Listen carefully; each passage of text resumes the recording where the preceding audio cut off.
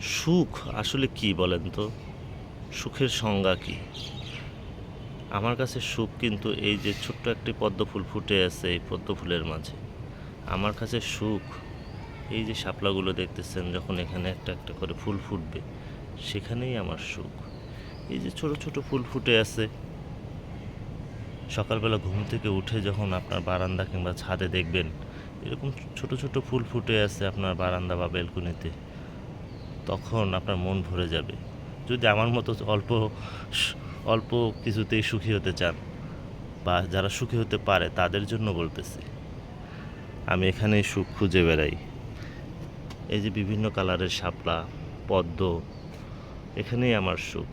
জানি না, অনেকে টাকার মাঝে সুখ খুঁজে, অনেকে ঘুরতে বেড়ায় সেখানে সুখ খুঁজে। আমি সুখ খুঁজি এখানেই।